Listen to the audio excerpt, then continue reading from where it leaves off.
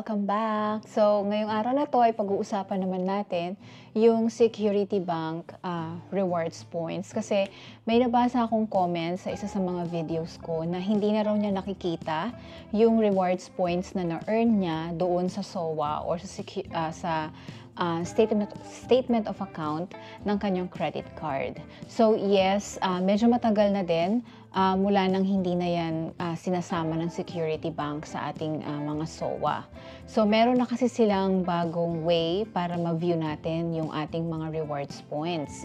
So ang tawag nila dito is yung Better Banking Rewards. So ilalagay ko yung link dito sa baba ng video, sa may description.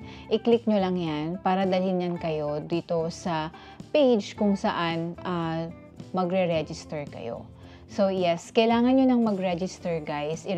I-register nyo yung inyong Security Bank credit card para magkaroon kayo ng access dito at ma-view nyo yung inyong mga points.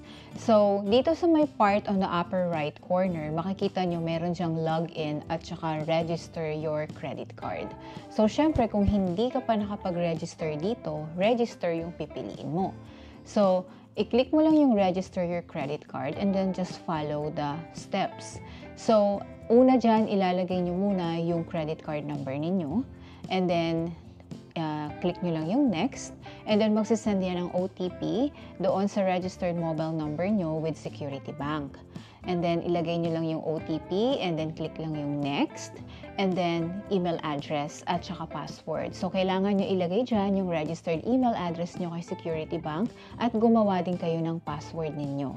Yan ay para sa login credentials nyo para every time na gusto nyong makita kung ilang points na ba ang meron kayo, magla-login lang kayo and then enter nyo lang yung email address nyo at saka yung password na ginawa ninyo. Okay? So, ganun lang kasimple guys ang pagre-register. So, after successfully registered, pwede nyo nang ma-access yan. So, i-click nyo lang dyan yung login and then just input your email address at saka yung password na ginawa ninyo and then click on login. That's it. Lalabas na dyan ngayon guys yung mga points nyo. Makikita nyo dyan. So, ganito yung interface na kapag nakapag-login ka na. So, nandito yung pangalan mo and then katapat niyan, makikita mo agad kung ilang points na ang meron ka. Okay? So, kapag naman tayo ay magre-redeem, dito sa may upper left, malapit sa gitna, makikita nyo yung redeem rewards. So, i-click nyo lang yan guys and makikita nyo na yung rewards catalog. So, meron dito sa may left side, andyan yung mga categories. So, mamimili ka lang dyan kung dining, shopping, travel, cash waiver, etc. Okay? So, ako guys, recently lang ako nag-redeem. Ang niredeem ko is yung e-gift certificate ng Robinsons Supermarket. Okay? Worth 1,000 yung niredeem ko guys. So, ang processing ng e-gift certificate guys is within 7 banking days upon successful redemption. So, ako hindi na inabot ng 7 banking days. Wala pang 7 banking days na receive ko na kagad yung e-gift certificate ko via email. Okay? So, kapag rewards physical items naman, yung na-redeem ninyo, 14 to 21 banking days ang processing. Kapag donation proceeds naman, within every end of quarter. Kapag cash credits, within 7 banking days din siya. And kapag annual fee waiver, 2 to 4 weeks ang kanyang processing. And travel miles membership, that's 4 to 6 weeks din from the date of successful redemption. So, basta e-gift certificates, mabilis lang din guys. Basta tama yung ginawa nyong pagre-redeem.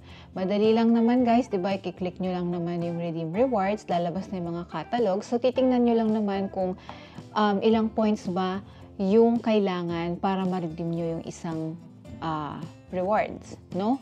Titingnan nyo rin kung kaya na ba ng points ninyo. Okay? So, ganun lang siya kasimple guys. Kailangan nyo lang i-register yung inyong credit card and pwede nyo nang ma-view kung ilang points na ba yung na-earn ninyo sa inyong Security Bank credit card. O, diba? Mabilis lang siya. Tatandaan nyo lang guys na dito nyo na siya makikita palagi. Talagang hindi na yan ilalagay ni Security Bank doon sa ating SOA. Okay? So, lahat ng Security Bank credit card, Classic, Gold, Platinum, World, Rewards credit card holders, can register dito sa Better Banking Rewards para ma-view ninyo at ma-redeem yung mga earned points ninyo. Okay?